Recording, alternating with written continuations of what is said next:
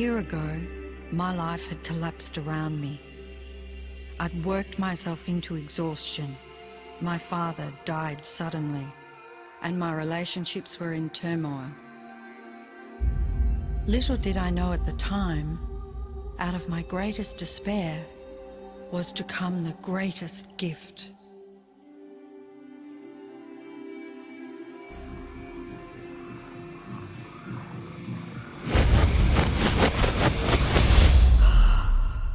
I'd been given a glimpse of a great secret.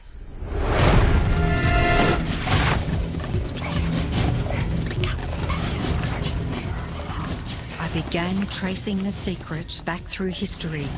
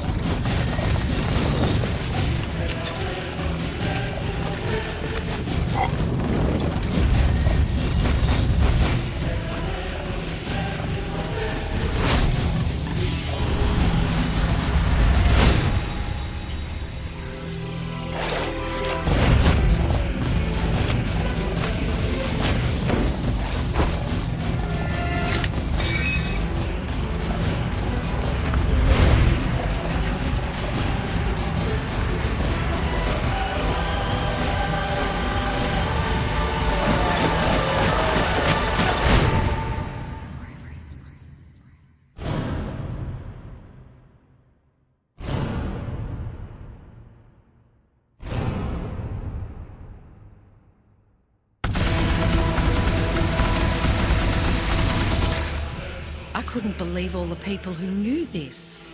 They were the greatest people in history.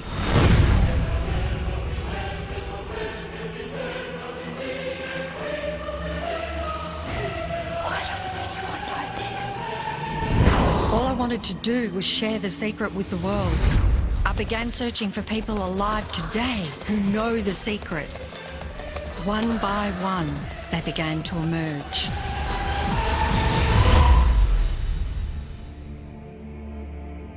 You know, this secret gives you everything you want. Happiness, health, and wealth. You can have, do, or be anything you want. We can have whatever it is that we choose. I don't care how big it is. What kind of a house do you want to live in? Do you want to be a millionaire? What kind of a business do you want to have? Do you want more success? What do you really want? I've seen many miracles take place in people's lives. Financial miracles, miracles of physical healing, mental healing, healing in relationships. All of this happened because of knowing how to apply the secret. This is the great secret of life.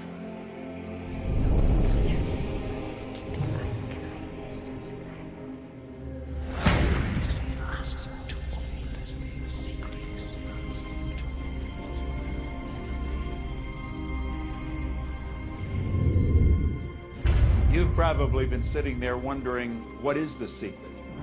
I'll tell you how I have come to understand it. We all work with one infinite power. We all guide ourselves by exactly the same laws. The natural laws of the universe are so precise that we don't even have any difficulty building spaceships. We can send people to the moon, and we can time the landing with the precision of a fraction of a second. I don't care if you're in India, if you're in Australia, New Zealand, Stockholm, or London, or Toronto, or Montreal, or New York. We're all working with one power, one law. It's attraction. The secret is the law of attraction. Everything that's coming into your life, you are attracting into your life. And it's attracted to you by virtue of the images you're holding in your mind. It's what you're thinking. You see, whatever is going on in your mind, you are attracting to you. Now, wise people have always known that. You can go right back to the ancient Babylonians. They've always known this. It's a small, select group of people. Why do you think that 1% of the population earns around 96% of all the money that's being earned? Do you think that's an accident? It's no accident. It's designed that way. They understand something. They understand the secret. And you are being introduced to the secret. The simplest way for me to look at the law of attraction is if I think of myself as a magnet, and I know that a magnet will attract to it. Very basically put, the law of attraction says that like attracts like. But we're really talking at a level of thought. Our job as humans is to hold on to the thoughts of what we want, make it absolute clear in our minds what we want, and from that we start to invoke one of the greatest laws in the universe, and that's the law of attraction. You become what you think about most, but you also attract what you think about most. If you see it in here, you're going to hold it here. And that principle can be summed up in 3 simple words. Thoughts become things. What most people don't understand is a thought has a frequency. Every thought has a frequency. We can measure a thought. And so if you're thinking that thought over and over and over again, or if you're imagining in your mind, okay, having that brand new car, having the money that you need, building that company, finding your soulmate, if you imagine what that looks like, you're emitting that frequency on a consistent basis. Thoughts are sending out that magnetic signal that is drawing the parallel back to you. See yourself living in abundance, and you will attract it. It always works. It works every time with every person. Here's the problem. Most people are thinking about what they don't want, and they're wondering why it shows up over and over and over again. The law of attraction doesn't care whether you perceive something to be good or bad, or whether you don't want it or whether you do want it. It's responding to your thoughts. So if you're sitting there looking at a mountain of debt, feeling terrible about it, that's the signal you're putting out into the universe. Wow, I feel really bad because of all this debt I've got. You're just affirming it to yourself. You feel it on every level of your being. That's what you're going to get more of.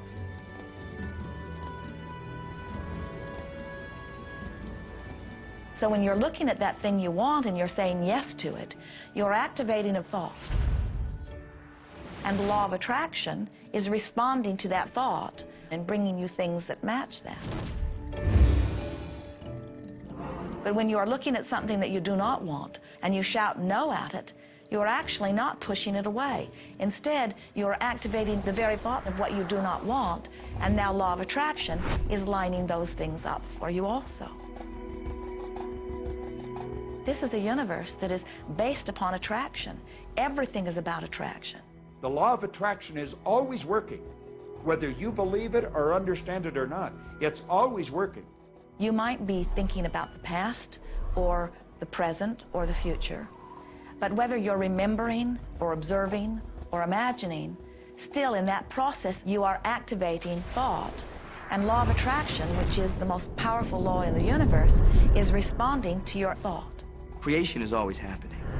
Every time an individual has a thought or a prolonged, chronic way of thinking, they're in the creation process. Something is going to manifest out of those thoughts. Law of attraction says, we'll give you whatever it is you say and focus on. And so if you're complaining about how bad it is, what you're creating is more of how bad it is.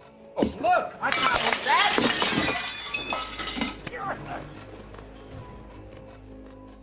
I had a student named Robert. Robert was a gay man, and he was taking an online course I have, part of which entails email access to me. And he outlined all of the grim realities of his life. In his job, all the people ganged up on him. And it was constantly stressful because of how nasty they were with him. When he walked down the street, he said every block he was accosted by homophobic people who wanted to abuse him in some way. He was wanting to become a stand-up comedian.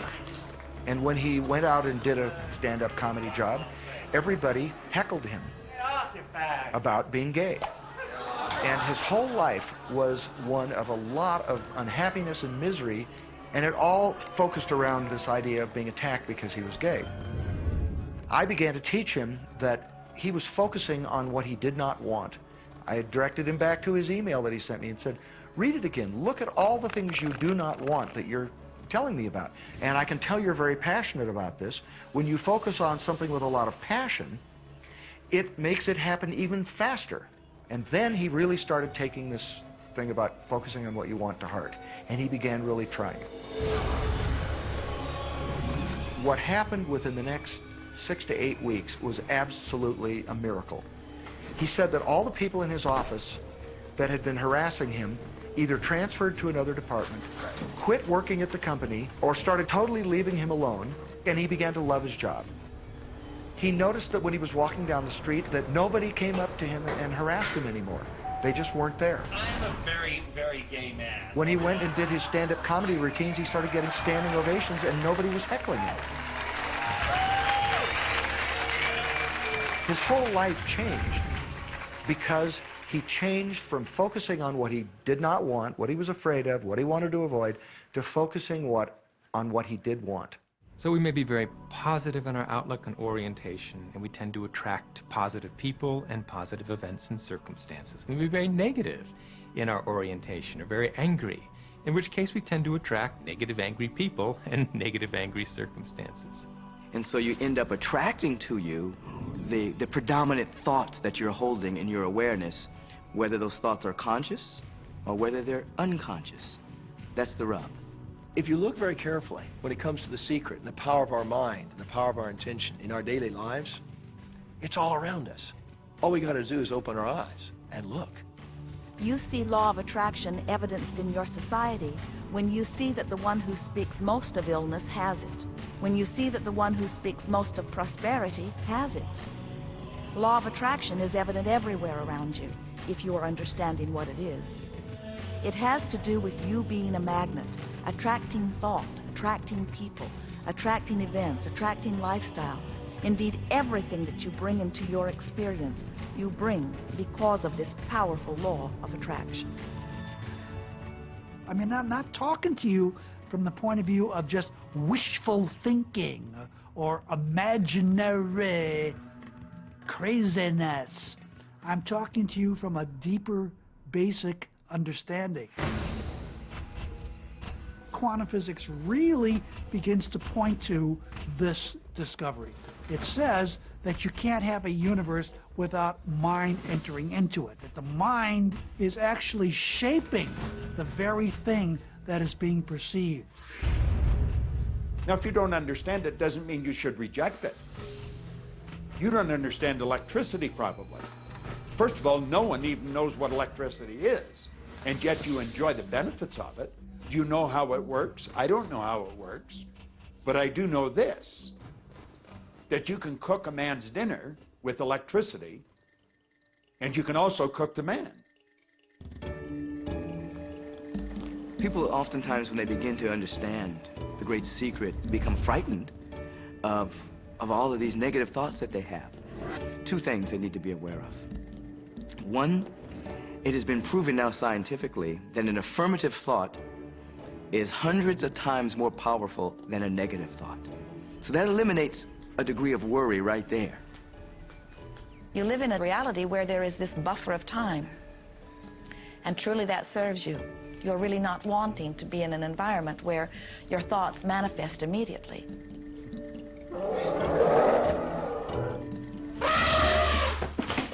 The evidence is long in coming, and that is really a good thing.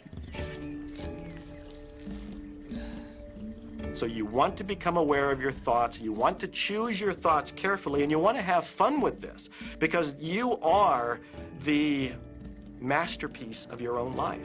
You are the Michelangelo of your own life. The David that you are sculpting is you, and you do it with your thoughts. The leaders in the past who had the secret wanted to keep the power and not share the power. So they kept people ignorant of the secret. People went to work, they did their job, they came home. They were on a treadmill with no power because the secret was kept in the few. We live in a universe in which there are laws. Just as there's a law of gravity, if you fall off a building, it doesn't matter whether you're a good person or a bad person, you're going to hit the ground. Everything that's around you right now in your life, including the things you're complaining about, you've attracted. Now, I know at first blush that's going to be something that you hate to hear. You know, you're going to immediately say, I didn't attract the car accident. I didn't attract this particular client. I didn't particularly attract the debt. I didn't attract whatever it happens to be that you're complaining about. And I'm here to be a little bit in your face and to say, yes, you did attract it. And this is one of the hardest concepts to get. But once you've accepted it, it's life transforming. This is part of the overall giant secret here. And most of us attract by default. We just think that we don't have any control over it. Our thoughts are on autopilot, our feelings are on autopilot, and so everything is just brought to us by default. Now, if this is your first time to hear this, it may feel like, oh, I have to now monitor my thoughts. This is going to be a lot of work. It will seem like that at first, but that's where the fun begins. We do not encourage that you try to monitor your thoughts. That will sort of make you crazy. There are so many thoughts coming to you from so many different directions about so many different subjects. That's where your emotional guidance system comes in. Your emotions, your emotional guidance system is what helps you to understand what you're thinking. So your thoughts cause your feelings. The emotions are this incredible gift that we have to let us know what we're attracting. There are only two emotions from our perspective. One feels good and one feels bad. You call them all sorts of different things, but essentially all of those negative emotions, whether you call it guilt or anger or frustration, all feel much the same. They do not feel good. And all of those are guidance saying that which you are thinking about right now is not in line with what you are really wanting. On another level, it's called bad frequency or bad vibes or whatever you want to call it. The one that feels good, that feeling of hope or happiness or love, that good feeling, that positive emotion, is guidance saying that which you are thinking right now is in alignment with what you are wanting. So it's really so simple. It's right there. The answer is, what am I attracting right now? Well, how do you feel? I feel good. Well, good. Keep doing that. Our feelings are a feedback mechanism to us about whether we're on track or not, whether we're on course or off course. The better you feel, the more in alignment you are. The worse you feel, the more out of alignment you are.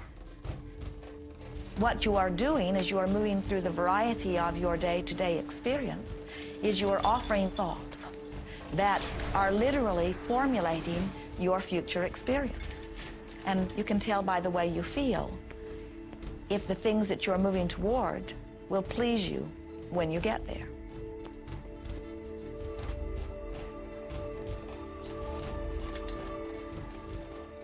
Whatever it is you are feeling is a perfect reflection of what is in the process of becoming.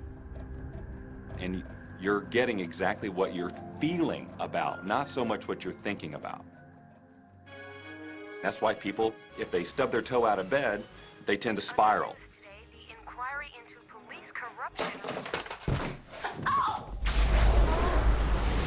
The whole day goes like that, you know. They have no clue that a simple shifting of their emotions can change their entire day and life. If you start out having a good day and you're in that particular happy feeling, as long as you don't allow something to change your mood, you're going to continue to attract, by the law of attraction, more situations, circumstances, people that sustain that happy feeling. Good days, bad days, rich get richer, poor get poorer. It's all about what these people are predominantly and continually feeling. You can begin right now to feel healthy. You can begin to feel prosperous. You can begin to feel the love that's surrounding you, even if it's not there. And what will happen is the universe will correspond to the nature of your song.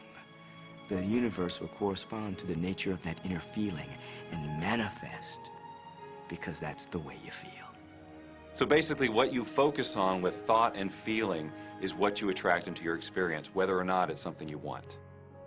What you think and what you feel and what manifests is always a match. every single time, no exception. It's hard to swallow. But when we can begin to open ourselves up to that, the ramifications are awesome. It means that whatever thought has done in your life, it can be undone through a shift in your awareness.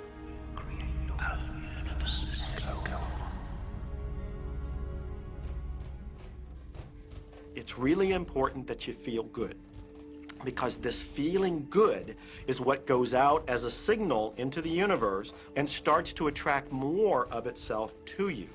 So the more you can feel good, the more you will attract the things that help you feel good and it'll keep bringing you up higher and higher.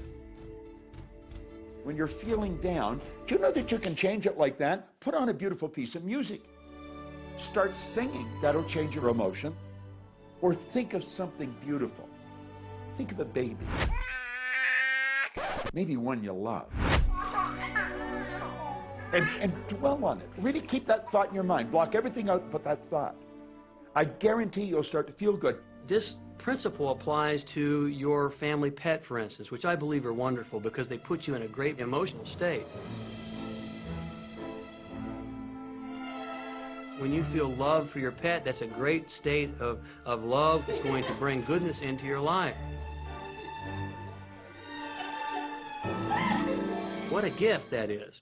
And when you begin to get the hang of this, when you begin to guide your thoughts based upon the way they feel, and you begin to notice the correlation between what you're feeling and thinking and what's coming back to you, before you know it, you will know that you are the creator of your own reality.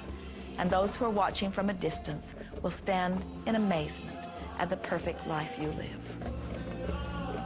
Since I learned the secret and started applying it to my life has truly become magical. I think the kind of life that everybody dreams of, and I live on a day-to-day basis. I live in a $4.5 million mansion. I have a wife to die for. I get to vacation in all the fabulous spots of the world. I've climbed mountains, I've explored, I've been on safaris. And all of this happens and continues to happen because of knowing how to apply the secret. Life can be absolutely phenomenal, and it should be, and it will be, when you start using the secret.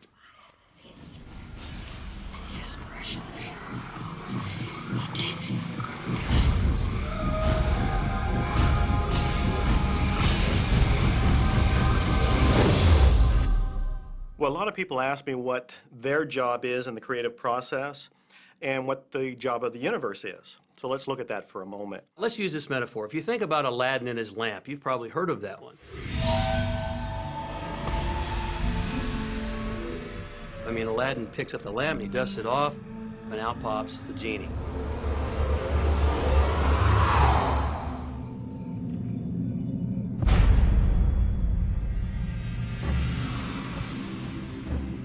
And the genie always says one thing. Your wish is my command.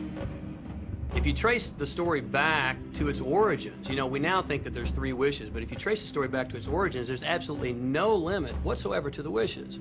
Think about that one. Now, let's take this metaphor and blow it out and apply it to you in your life.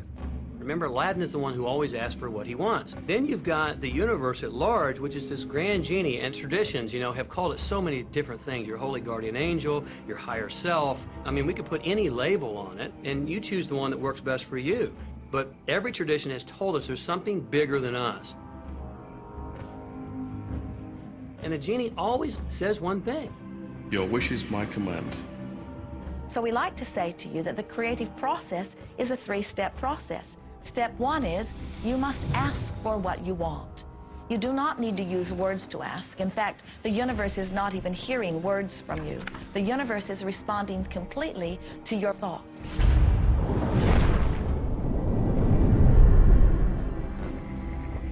What do you really want? Sit down and write it out on a piece of paper. Write it in the present tense. You might begin by writing, I am so happy and grateful now that, and then explain how you want your life to be in every area. And this is really fun. This is like having the universe as your catalog, and you flip through it and you go, well, I'd like to have this experience, and I'd like to have that product, and I'd like to have a person like that. It is you just placing your order with the universe. It's really that easy.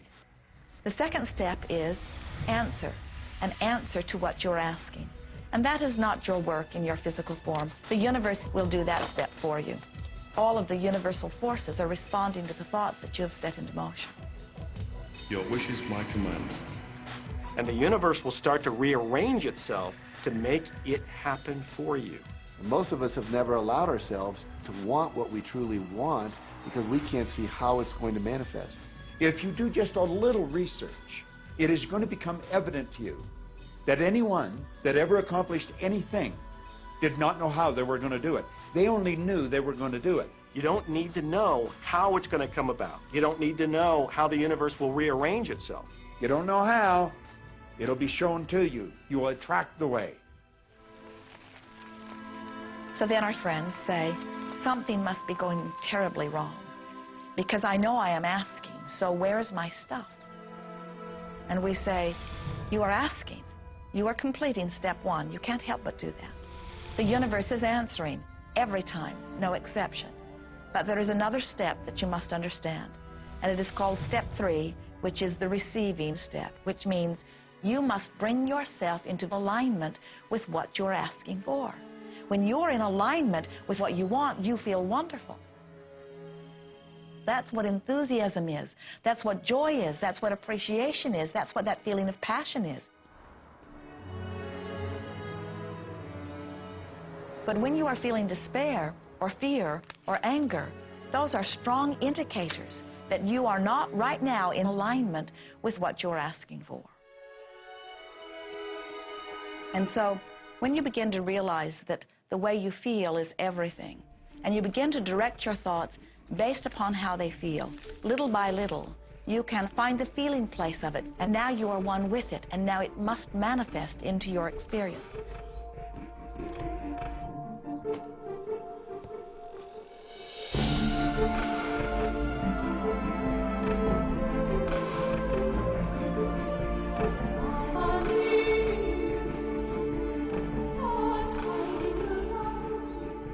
And when you turn that fantasy into a fact, you're in the position to build bigger and better fantasies.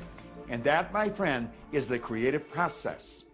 So the law of attraction, the study and practice of the law of attraction is just figuring out what will help you generate the feelings of having it now. Go test drive that car.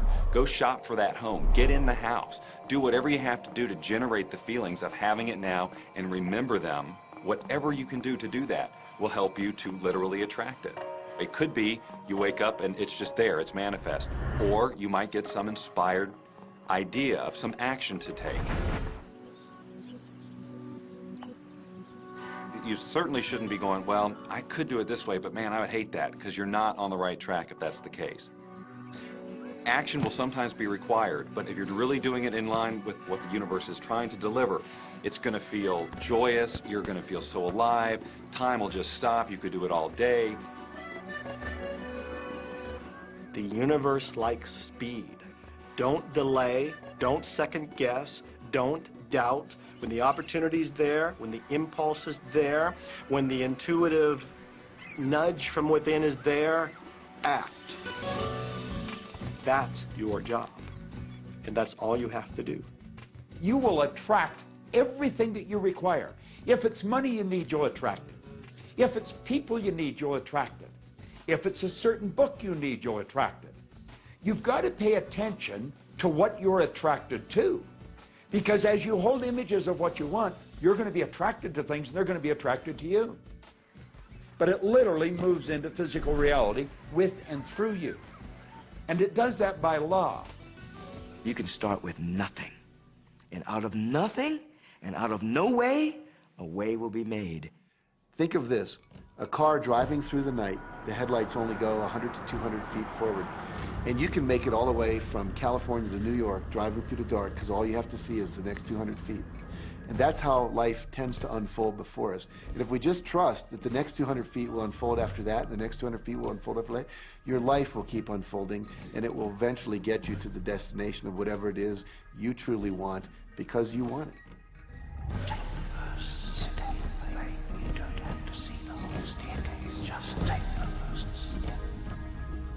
Well, another thing people wonder about is how long is this going to take?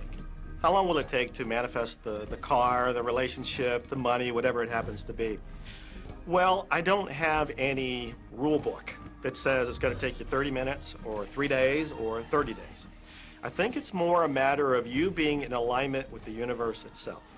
Size it's nothing to the universe. It is no more difficult to attract on a scientific level something that we consider huge to something that we consider infinitesimally small. The universe does everything it does with zero effort. Grass doesn't strain to grow. It's effortless. It's just this great design. It's all about what's going on up here. It's about what we put in place, saying this is big, it's going to take some time. This is small, oh, I'll give it an hour. You know, those are our rules that we define. There are no rules according to the universe. You provide the feelings of having it now, it will respond. Some people have an easier time with little things, and so we sometimes say, well, start with something small, like a cup of coffee. Make it your intention to attract a cup of coffee today. Hold an image of talking to an old friend that you haven't seen for a long time. Somehow or another, somebody's going to start talking to you about that person. That person's going to phone you, or you'll get a letter from them. People are amazed how that I line up car parks, and I've done this right from when I first understood The Secret. I would visualize a car space exactly where I wanted, and 95% of the time it would be there for me, and I'd just pull straight in. 5% of the time I have to wait just a minute or two, and the person would pull out and I'd pull in. So I do that all the time.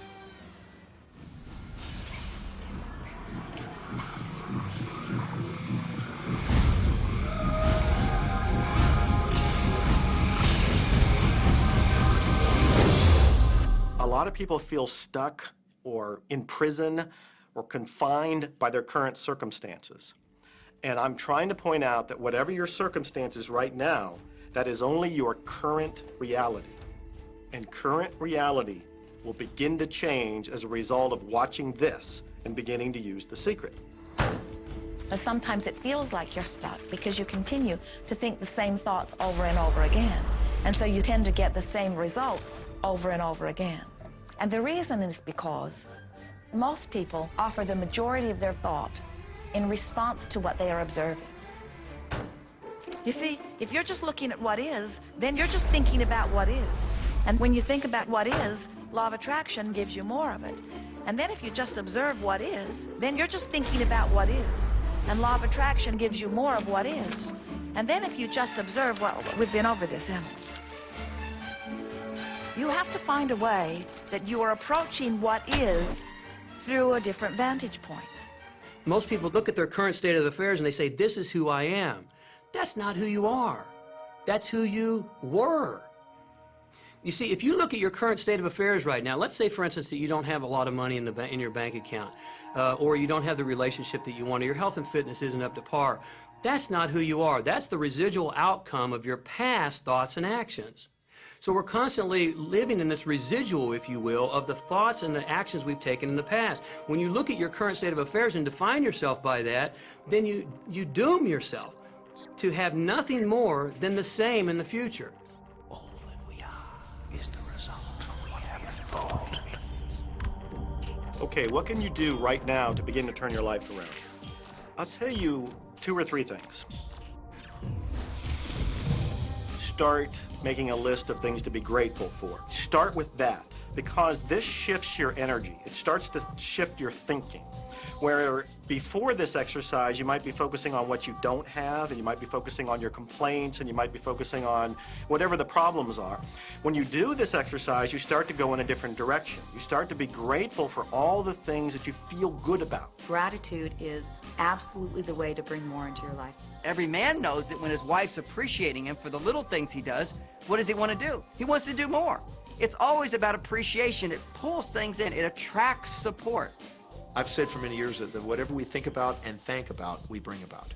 Because that's that feeling that you have to have, you know. And so for me, it's been such a powerful exercise every morning to get up and say thank you. Every morning when my feet hit the floor, thank you. And then I start running through what I'm grateful for as I'm going to brush my teeth and do the things I do in the morning. And I'm not just thinking about them and doing some rote routine, but I'm putting it out there and I'm feeling the feelings of gratitude.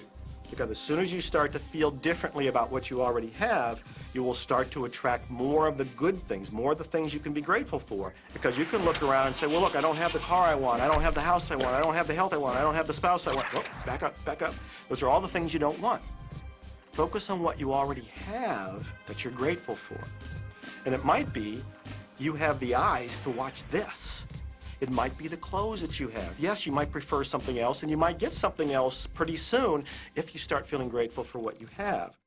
I think everybody goes through times when they say, oh man, things aren't working right, or things are going bad, and there were some things going on in my family, and I found a rock. I was just sitting here holding this rock. You might see me carrying around. I found a rock. I stuck it in my pocket, and I said, you know what? Every time I touch this rock, I'm going to think of something that I'm grateful for. And so every morning when I get up in the morning, I pick it up off the dresser, I put it in my pocket, and I go through the things that I'm grateful for. At night, what do? You empty your pocket,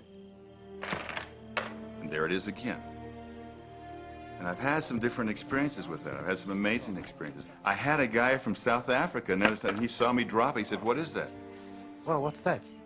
I explained it to him, so he started calling it a gratitude rock. Gratitude rock. 2 weeks later, I got an email from him from South Africa. And he said, my son is dying from a rare disease. It's a type of hepatitis. He said, would you send me 3 gratitude rocks? Now, they're just rocks I found off the street, you know, so I said, sure. I had to make sure that the rocks were very special. And so I went out to the stream, looked, picked out the right rocks, and sent them off to him.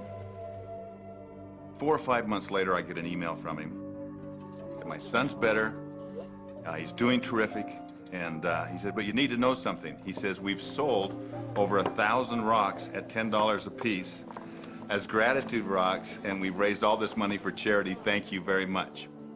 And so it's very important to be in an attitude of gratitude, as I call it. Another thing that I would suggest that you do right now to turn your life around, and this is so huge that I can't find the words to describe just how powerful this can be for you.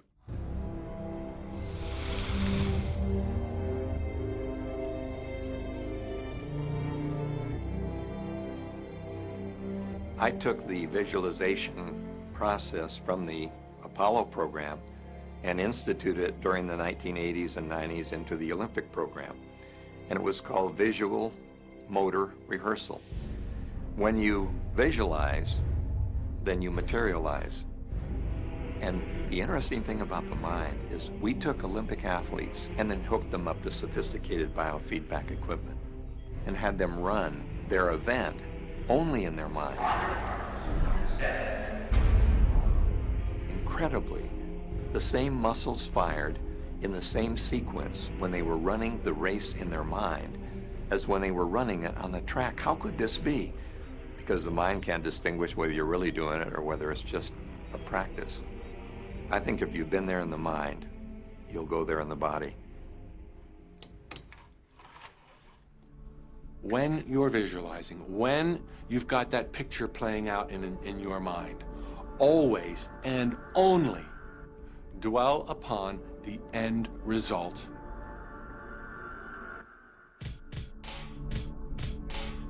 Here's an example. Look at the back of your hands right now.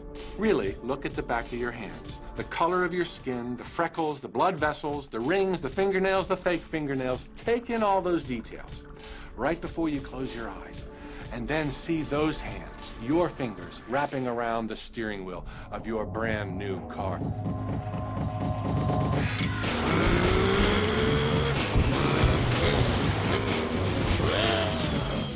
This is such a holographic experience, so real in this moment, that you don't even feel like you need the car because it feels like you already have it. It's the feeling that really creates the attraction, not just the picture or the thought. And I think for a lot of people, they think, well, if I think positive thoughts, or if I visualize having what I want, that'll be enough. But if you're doing that and still not feeling abundant or feeling, you know, loving and joyful, then it doesn't, from my mind, really create the power of the attraction. This is where the secret actually moves into action. You put yourself in the feeling place of really being in that car, not, oh, I wish I could get that car, or someday I'll have that car, because that's a very definite feeling associated with that. It's not in the now, it's not, it's in the future. If you stay in that feeling, it will always be in the future. Feel the joy, feel the happiness, no matter how silly it seems in that dark and quiet room, and you're going, woohoo! Do it! A lot of people will say, come on, do I have to do that? How bad do you want change?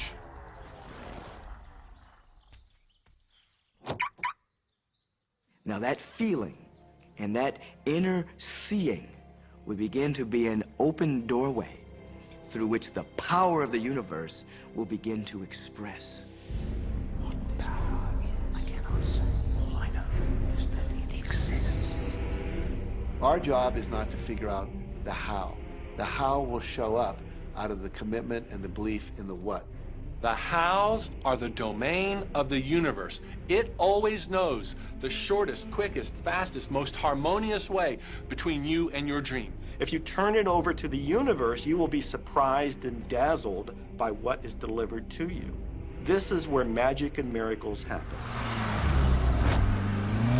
Well, I would say you want to do this virtually daily, but my disclaimer is this should never be a chore.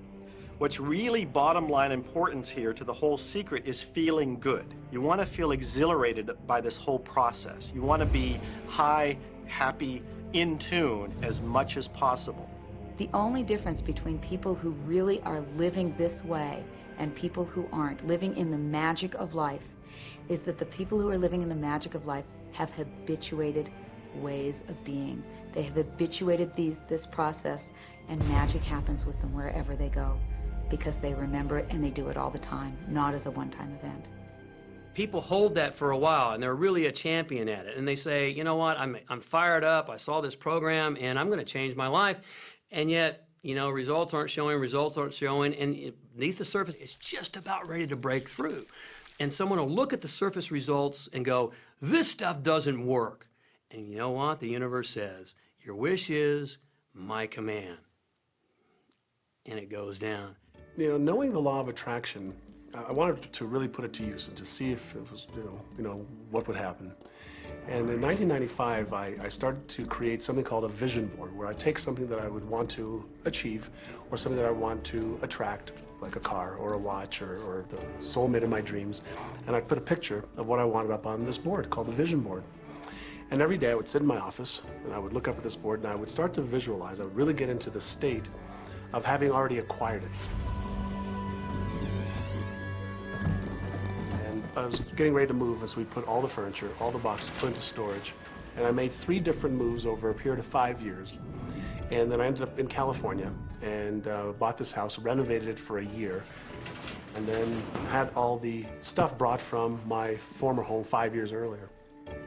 One morning, about 7:30 in the morning, my son comes into my office, and one of the boxes that was sealed for 5 years was right at the doorstep. And my son, Keenan, was sitting on the box, banging away at the box, and I said, sweetheart, will you please stop me? I'm doing some work here. And he says, what's in the boxes, Daddy? And I said, well, honey, those are my vision boards. What's a vision board? I said, well, it's where I put all my goals up. I cut them out and I put all my goals up as something that I want to achieve in my life. And of course, at 5.5 years old, he didn't understand it. So I said, sweetie, let me just show you, because that'll be the easiest way to do it. And so I cut the box open. And when I pulled up the vision boards, there was a picture on there of a home that I was visualizing 5 years earlier. And what was shocking to me was we were living in that house, not a house like it. I had bought my dream home, renovated it, and didn't even know it. But I looked at that house, I started to cry because I was just blown away.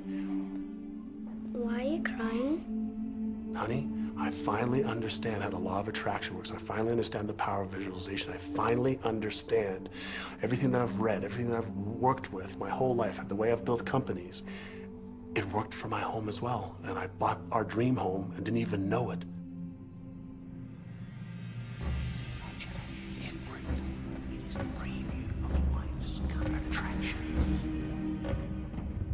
Decide what you want. Believe you can have it. Believe you deserve it. Believe it's possible for you.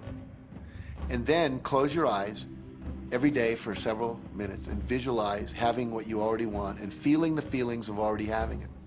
Come out of that and focus on what you're grateful for already. And really enjoy it, okay? And then go into your day and release it to the universe and trust that the universe will figure out how to manifest it.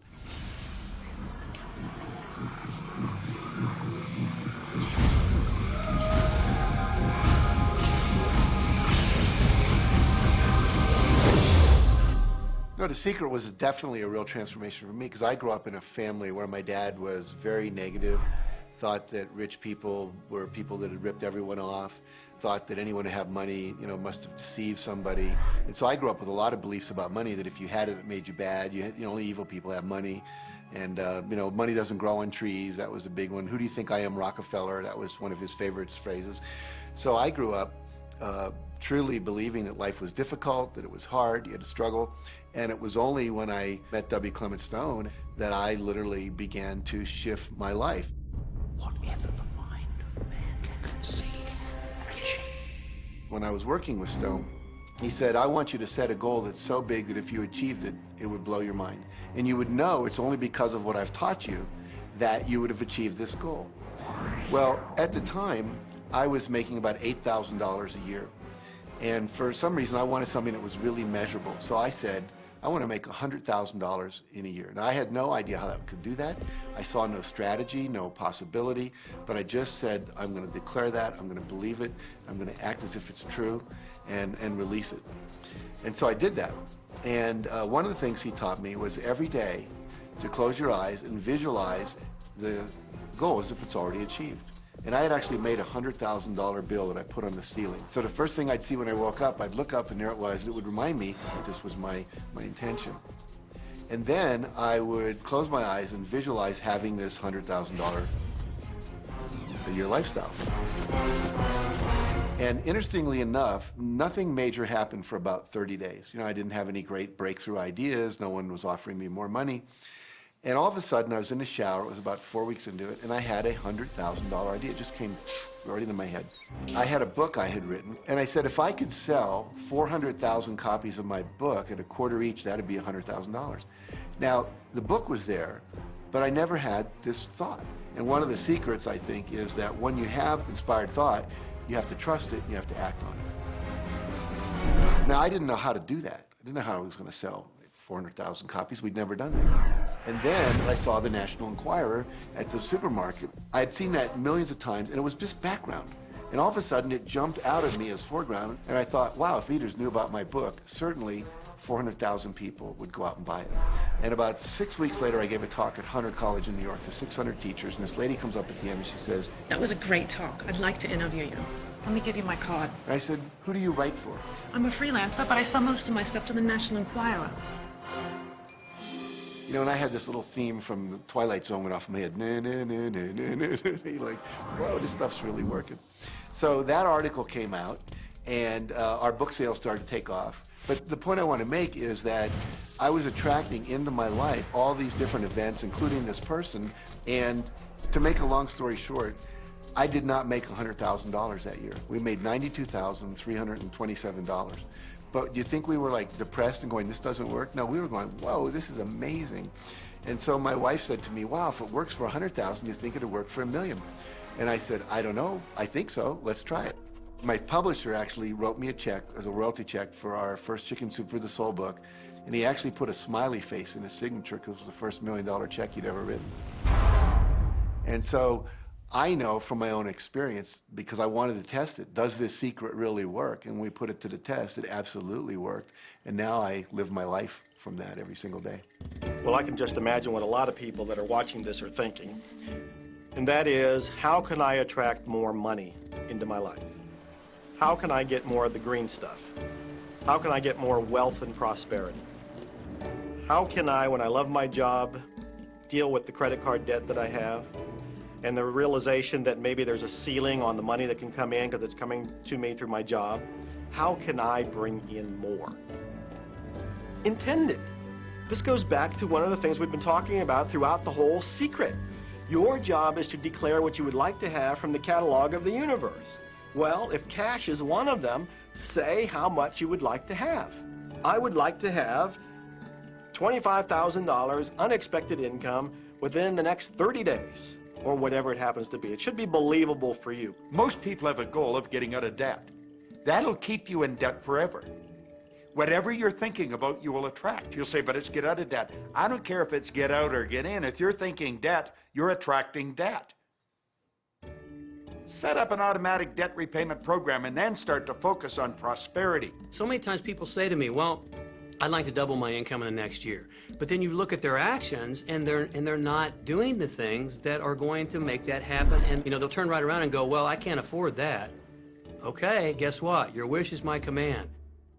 As you are fussing about not having enough money, as you are talking to your friend about not having enough money, as you are feeling unhappy about not having enough money, you are actually activating within yourself or continuing the activation of a thought that is very different from the desire that you have launched. What it just comes down to is you just can't want more money and focus upon not enough. When I first understood the secret, I was getting bills. Every day I'd get a bunch of bills in the mail. And I thought, how do I turn this around? The law of attraction states that what you focus on, you will get. So I got a bank statement. I whited out the total and I put a new total in there. I put exactly how much I wanted to see in the bank. So I thought, what if I just visualize checks coming in the mail? So I just visualize a bunch of checks coming in the mail. Within just 1 month, things started to change. And it is amazing. Today, I just get checks in the mail. I get a few bills, but I get more checks than bills. I grew up on you have to work hard for money, you have to work hard for money. And so I replaced that with money comes easily and frequently. Now, in the beginning, it feels like a lie, right? There was a part of your brain that will say, oh, you liar, it's hard. So you have to know it's this little tennis match that will go on for a while. When it comes to creating wealth, wealth is a mindset. It's all about how you think. I'd say 80% of my coaching that I do one-on-one with folks is about their psychology and the way they think. And I know when people are listening, they say, oh, well, you can do it, I can't. Every person has the capability to change the way they're in a relationship and conversation with money. I find so many people who maybe make a tremendous amount of money, but their relationships stink. That's a technical term, by the way. And that's not wealth. It really isn't. You can go after the money and you might get rich, but it doesn't guarantee you'll be wealthy. I'm not suggesting that money isn't a part of wealth. It absolutely is. But it's only a part. And then I meet a lot of people who are quote-unquote spiritual, but they're sick and broke all the time. That's not wealth either. Life is meant to be abundant in all areas. Many people in Western culture are striving for success. They want to have the home, they want their business to work, they want all of these things. But what I found in my research is that having those things certainly doesn't guarantee what we really want, which is happiness. And that's when all those outer things come. They don't come from going after them first to get happiness. It's backwards. You go for the sense of inner joy, of inner peace, of inner vision first, and then all the other things from the outside appear.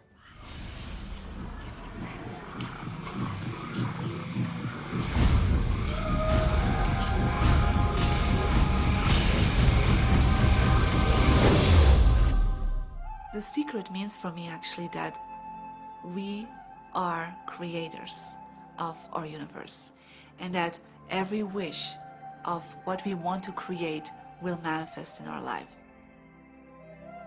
Therefore, it's very important what you wish, what your thoughts are, what your feelings are, because it will manifest.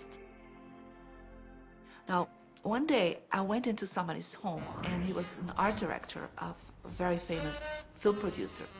And in every corner, he had this beautiful image of a woman, a naked woman dressed with a fabric, kind of doing this, kind of saying, oh, I don't look at you, I don't see you, And I said, I think you have trouble in your romance.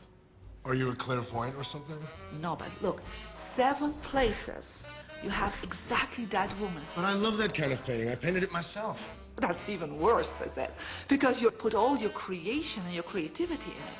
Now, he's this gorgeous-looking man.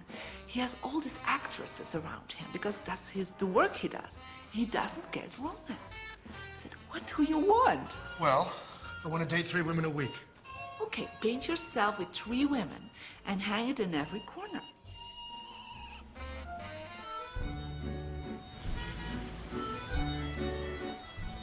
6 months later, see him in Europe and said, how is your love life?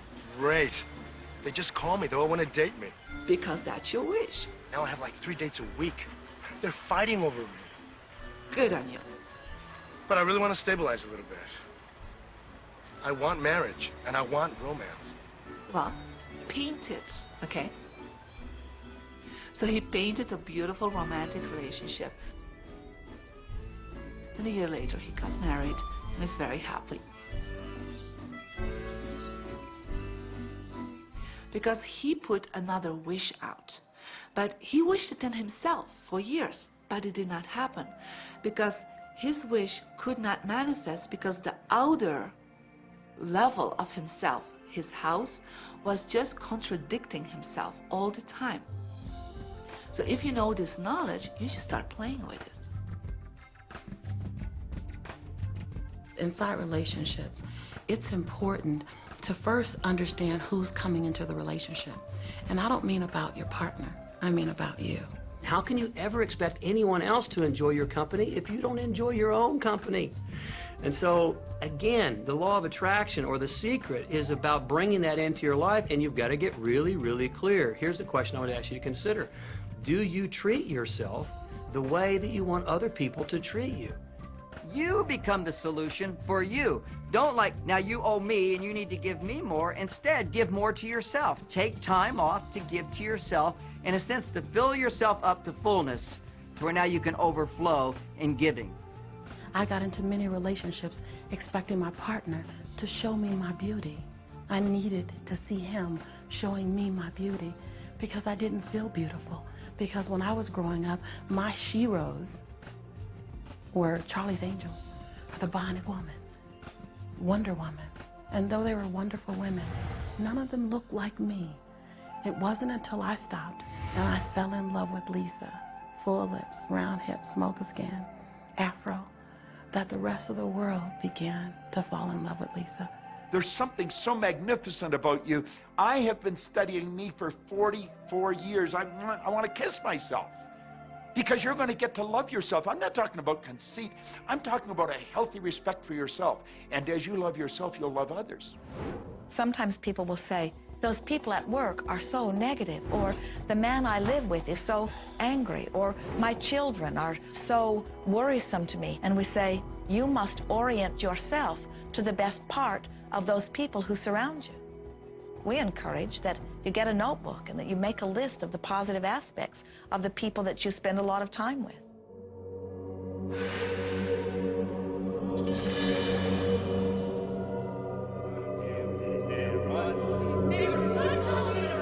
There could be someone that you have a terrible experience with, a terrible relationship with. And in the privacy of your own mind, and with quite a bit of work, we will admit, as you focus upon things that you like most, those people will become that mostly to you. And even though you cannot create in their reality, if they are in a mood or an attitude that doesn't match the mood or an attitude that you have about them, they'll zig while you zag. Law of attraction will not put you in the same space together. Your frequencies don't match up. If you knew your potential to feel good, you would ask no one to be different so that you can feel good. You would free yourself of all of that cumbersome impossibility of needing to control the world, or control your mate, or control your child. You are the only one who creates your reality. For no one else can think for you. No one else can do it. It is only you. Every bit of it you.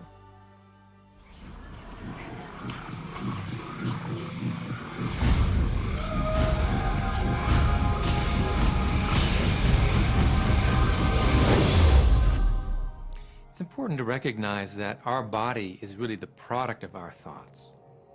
We're beginning to understand in medical science the degree to which the nature of thoughts and emotions actually determines the physical substance and structure and function of our bodies. We've known in the healing arts of a placebo effect. A placebo is something that supposedly has no impact and no effect on the body, like a sugar pill or something. You tell the patient that this is just as effective. And what happens is the placebo has the same effect, if not greater effect, than sometimes the medication is supposed to be designed for that effect. So they found out that the human mind is the biggest factor in the healing arts. more so than sometimes the medication. If somebody is in a situation where they're sick and they have an alternative to try to explore what is in their mind creating it versus using medicine, if it's an acute situation that could really bring death to them, then obviously the medicine is a wise thing to do while they explore what the mind is about. So you don't want to negate medicine. Every form of healing has a place. There is only a stream of well-being that flows, you know. It is a stream of pure positive energy. And the universe, all that we know, is abundant with only that. This is a world that is based upon well-being, and well-being dramatically abounds. And when you are allowing that stream to flow in its fullness, you feel very, very good. And when you are pinching it off a bit, you feel not so good. There is only a stream of goodness or well-being which you are allowing or not. And your magnificent emotions are telling you what the mix is, how you're doing in your allowing or your resisting of this connection. You know people who have had terminal disease. Stop and think of the word dis-ease. Hyphenate the word. That's a body that's not at ease. We've got 1,000 different diagnoses and disease out there. They're just the weak link. They're all the result of one thing: stress. And you put enough stress on the chain, you put enough stress on the system, and one of the links breaks. Our physiology creates disease to give us feedback, to let us know we have an imbalanced perspective and we're not loving and we're not grateful. So the body's signs and symptoms are not something terrible. The question that's frequently asked is when a person has manifested a disease in their body temple or some kind of discomfort in their life, through the power of right thinking, can it be turned around? And the answer is absolutely yes. On November 23rd, I was diagnosed with breast cancer. I truly believed in my heart, with my strong faith, that I was already healed. During the day, all day long, I would just say, thank you for my healing. On and on and on I went, thank you for my healing. I believed in my heart I was healed.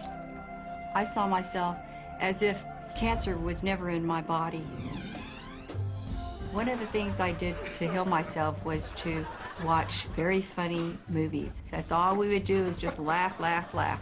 We couldn't afford to put any stress in my life because we knew stress was one of the worst things you can do while you're trying to heal yourself.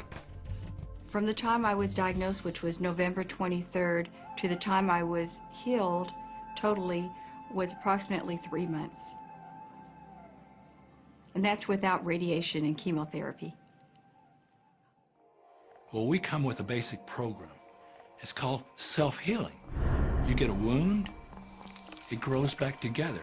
You get a bacterial infection, the immune system comes and takes care of those bacteria and heals it up. The immune system is made to heal itself. Dis-ease cannot live in a body that's in a healthy emotional state. Your body is casting off millions of cells every second, and it's creating millions of new cells. In fact, literally, parts of our body are replaced every day. Other parts take a few months, other parts a couple of years. But within a few years, we have a brand new physical body.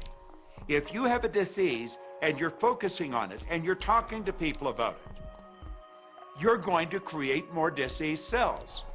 See yourself living in a perfectly healthy body. Let the doctor look after the disease. Can you feel the difference between having painful arthritis in your hips and feeling fearful about it, or having painful arthritis in your hips and feeling hopeful about it? The difference between fearful and hopeful is the difference between recovery or not. Happier thoughts lead to essentially a happier biochemistry, a happier, healthier body. Negative thoughts, stress, have been shown to seriously degrade the body and the functioning of the brain, because it's our thoughts and emotions that are continuously reassembling, reorganizing, recreating our body. Remove physiological stress from the body, and the body does what it was designed to do. It heals itself. I've seen kidneys regenerated. I've seen cancer dissolved. I've seen eyesight improve and come back. I always say that incurable means curable from within. You can change your life and you can heal yourself.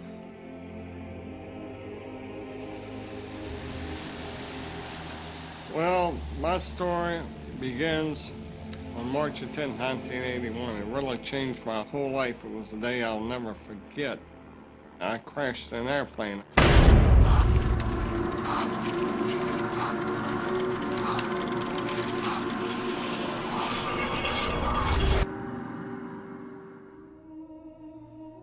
I ended up in the hospital completely paralyzed. My spinal cord was crushed. I broke the first and second cervical vertebrae.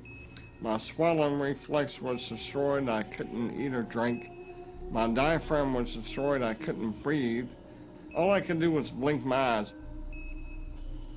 The doctors, of course, said all my life I'd be a vegetable. All I'd do is blink my eyes the rest of my life. That's the picture they saw of me, but it didn't matter what they thought. The main thing was what I thought.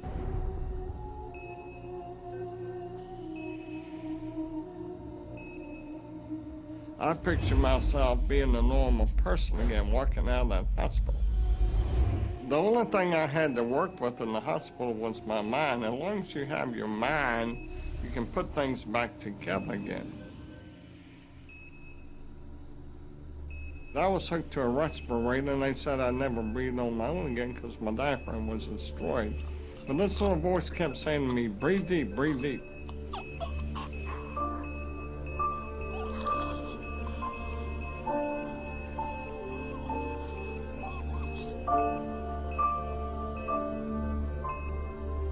Finally, I was weaned from it. They were at a loss for an explanation. See, I could not afford to allow anything to come in my mind that would distract me from my goal and from my vision.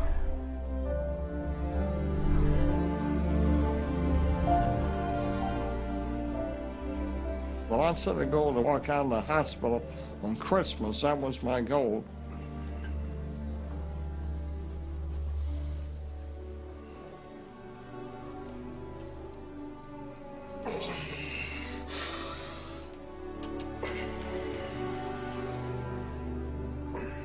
Eight months later, I walked out of the hospital on my own 2 feet. They said it couldn't be done. That's a day I will never forget. For people that are sitting out there right now watching this program that are hurting, if I wanted to sum up my life and sum up for people what they can do in life, I would sum it up this way in 6 words. Man becomes what he thinks about.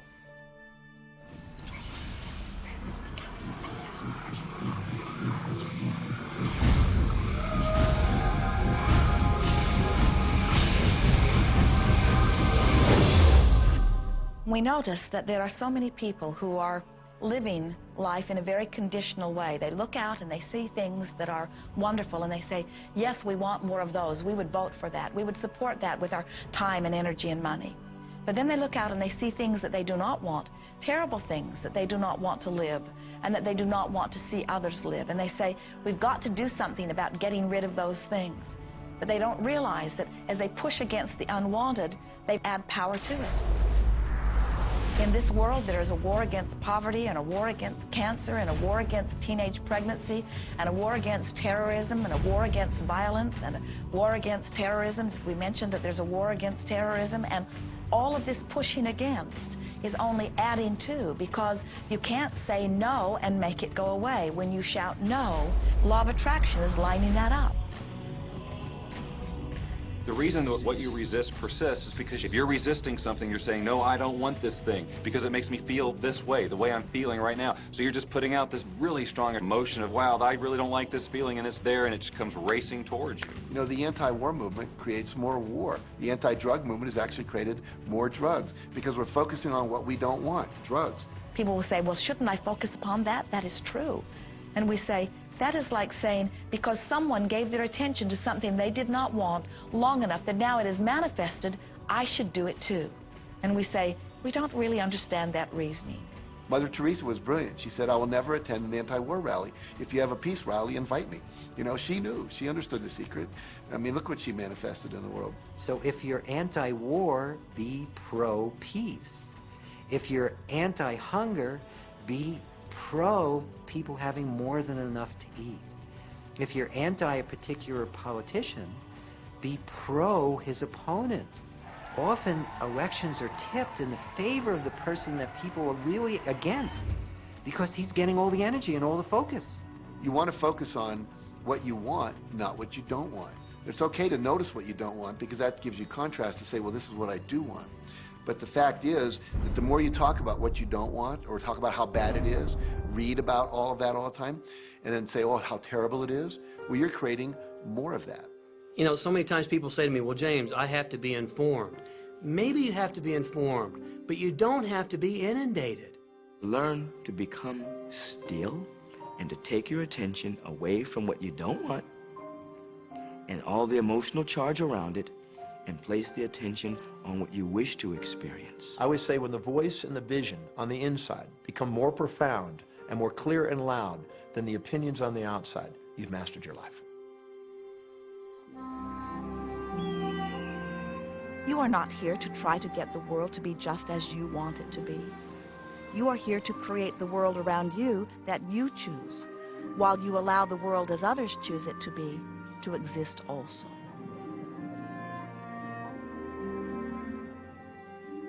One of the questions I get almost all the time, and it's probably on somebody's mind right now if it's not on yours, and that's the idea that, well, if everybody uses The Secret and they all treat the universe like a catalog, aren't we going to run out of stuff? Won't everybody just make a run for it and bust the bank? What's beautiful about the teaching of the Great Secret is that there's more than enough to go around for everyone. There is a lie that acts like a virus within the mind of humanity. And that lie is there's not enough good to go around. There's lack, and there's limitation, and there's just not enough.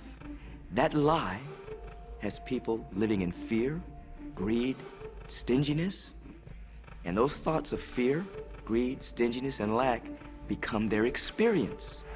So the world has taken a nightmare pill.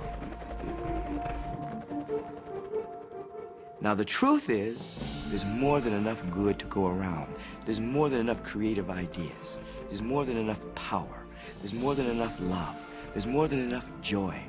All of this begins to come through a mind that is aware of its own infinite nature. Every great teacher who's ever walked the planet has told us that life was meant to be abundant. And so, just when we think that resources are dwindling, we find new resources to achieve the same things. And so even though we say we have lack, it's because we don't open up our vision and see all what's around us. You know, when everybody starts to live from their heart and go for what they want, they don't go for the same things. That's the beauty of this. We don't all want BMWs. We don't all want the same person. We don't all want the same experiences. We don't all want the same clothing. We don't all want fill in the blank. There's enough for everyone. If you believe it, if you can see it, if you act from it, it will show up for you. That's the truth. So let the variety of your reality thrill you as you get to choose from among it those things that you're wanting. And when you see something that you want in your experience, think about it. Find the feeling place of it. Get inside of it. Talk about it and write it down. Write a script about it. Make it your reality by becoming a match to it. And when you see those things that you're not wanting in your experience, do not talk about them. Don't write about them. Don't join groups that worry about them. Don't push against them. Do your best to ignore them. Remove your attention from the things that you do not want, while you give your undivided attention to the things that you do want. Most of the leaders in the past missed the great part of the secret, which is empowering and sharing with others. This is the best time to have ever been alive in history. It's the first time we've ever had the power to gain knowledge at our fingertips.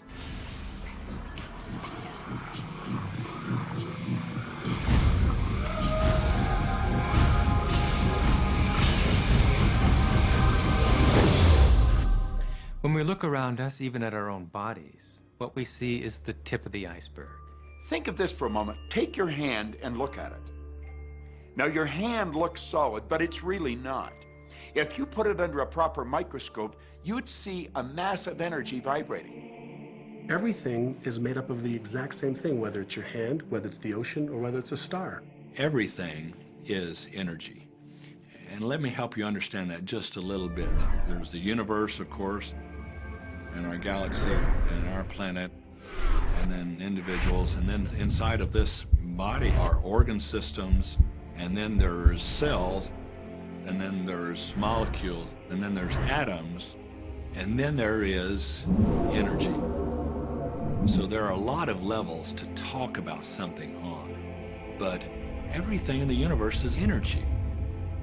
I don't care what city you're living in, you've got enough power in your body, potential power, to illuminate the whole city for nearly a week. Most people define themselves by this finite body, but you're not a finite body. I mean, even under a microscope, you're an energy field. Well, what we know about energy is this.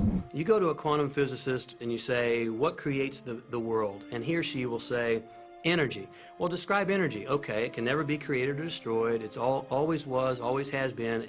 Everything that ever existed always exists. It's moving into form, through form, and out of form. Okay, great. You go to a theologian and you ask the question, what created the universe? And he or she will say, God. Okay, describe God. Always was and always has been, never can be created or destroyed, all that ever was, always will be, always moving into form, through form, and out of form. You see, it's the same description, just different terminology. And so if you think you're this meat suit running around, think again. You're a spiritual being. You're an energy field operating in a larger energy field. We're all connected. We just don't see it. There isn't an out there and an in here. Everything in the universe is connected. It's just one energy field. You are extensions of source energy, and you are here in these magnificent bodies, but your bodies have distracted you, for the most part, from who you really are. You are source energy. You are eternal beings. You are God force. You are that which you call God. Scripturally, we could say that we are the image and the likeness of God. We could say we are another way that the universe is becoming conscious of itself. We could say that we are the infinite field of unfolding possibility. All of that would be true. Every great tradition has told you that you were created in the image and the likeness of the creative source. That means that you have God potential and power to create your world, and you are. You are.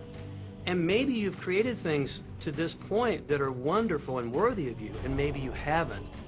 The question I'd ask you to consider is, do the results you have in your life, are they what you really want? And are they worthy of you?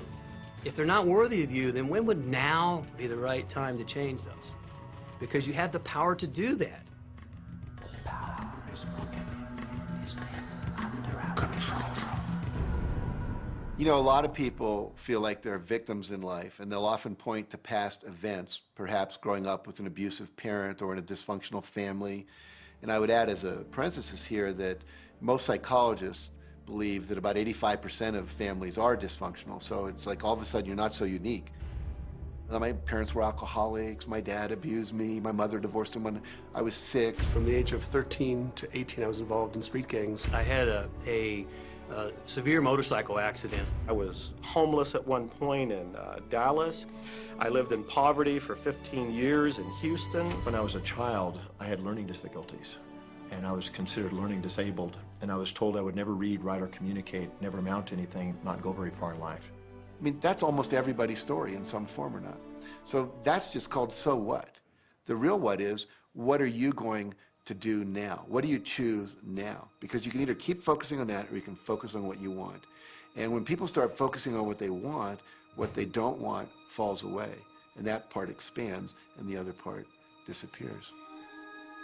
We are wanting you to come to the place where you're beginning to offer your thought deliberately, where you're guiding your thoughts on purpose, where you are the creator of your own experience because you are the manager of your own thought. The beautiful thing about the law of attraction is that you can begin where you are, and you can begin to think, real thinking, and you can begin to generate within yourself a feeling tone of harmony and happiness. The law will begin to respond to that.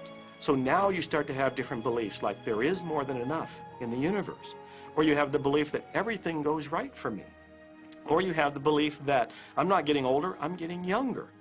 We can create it the way we want it by using the law of attraction. And you can break yourself free from your hereditary patterns, cultural codes, social beliefs, and prove once and for all that the power within you is greater than the power that's in the world. Some of you may be thinking, well, that's very nice, but I can't do that, or she won't let me do that, or he'll never let me do that, or I haven't got enough money to do that, or I'm not strong enough to do that, or I'm not rich enough to do that, I'm not. Every single I'm not is a creation. When you can, you can't. You are right. Are there any limits to this? Absolutely not. We are unlimited beings. We have no ceiling. The capabilities and the talents and the gifts and the power that is within every single individual on this planet is unlimited.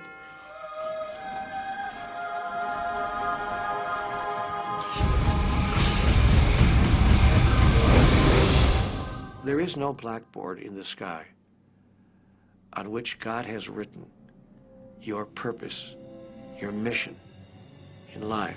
There's no blackboard in the sky that says Neil Donald Walsh, a handsome guy who lived in the first part of the 21st century, who, colon, then there's a blank, you know, and all I have to do to really understand what I'm doing here, why I'm here, is to find that blackboard and find out what God really has in mind for me. But the blackboard doesn't exist. So your purpose is what you say it is. Your mission is the mission you give yourself. Your life will be what you create it as, and no one will stand in judgment of it now or ever. It took a lot of years for me to get this, because I grew up very much with this idea that, you know, there was something I was supposed to do, and if I wasn't doing it, I was like, God wouldn't be happy with me, you know? When I really got that my primary aim was to feel and experience joy, then I began to do only those things which brought me joy. We have a saying, you know, if it ain't fun, don't do it, you know? Joy, love, freedom, happiness, laughter. That's what it is. And if you've just experienced joy sitting there and meditating for an hour, by golly, do that. If you experience joy eating a salami sandwich, then do that. When I pet my cat, I'm in a state of joy. When I walk in nature, I'm in a state of joy. So I want to constantly put myself in that state. And when I do that, then all I have to do is have the intention of what I want, and what I want manifest. So inner happiness actually is the fuel of success. Anything that makes you feel good is always going to be drawing in more. You are listening to this right now. It's you that drew this into your life. It's your choice whether you want to take it and utilize it. If it feels good, if it doesn't feel good, then you know, let it go. Find something that feels good, that resonates with your heart.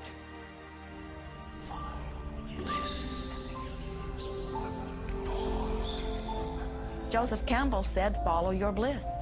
We think those are the best words we have ever heard spoken from a human tongue. And if one could follow one's bliss, you would follow the trail to abundance and well-being on all subjects.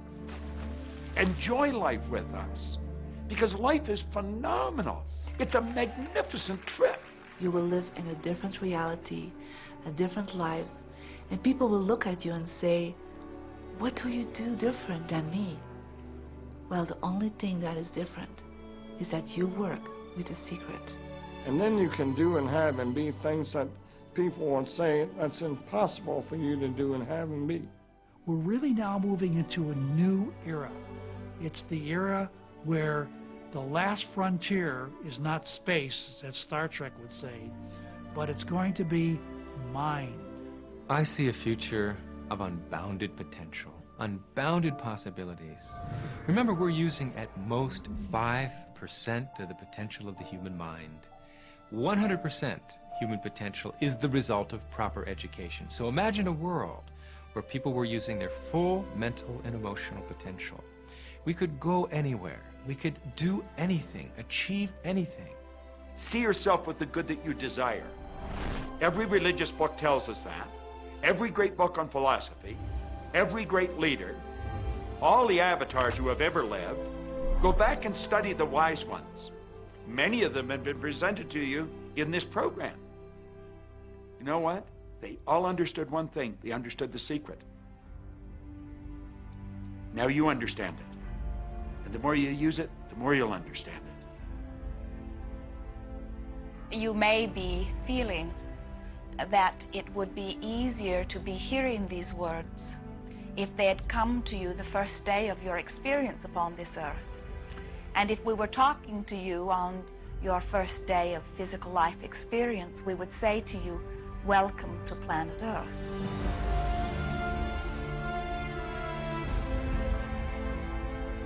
There is nothing that you cannot be or do or have. You are a magnificent creator, and you are here by your powerful and deliberate wanting to be here. Go forth, giving thought to what you are wanting, attracting life experience to help you decide what you want. And once you have decided, giving thought only unto that. Most of your time will be spent collecting data that will help you decide what it is you want. But your real work is to decide what you want and then to focus upon it.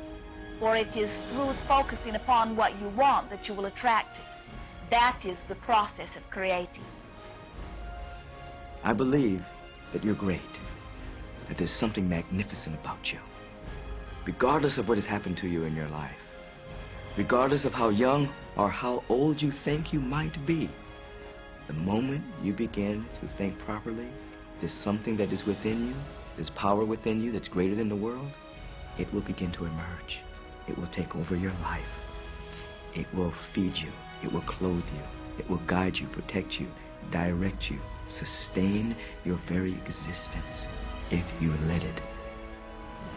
Well, that is what I know for sure.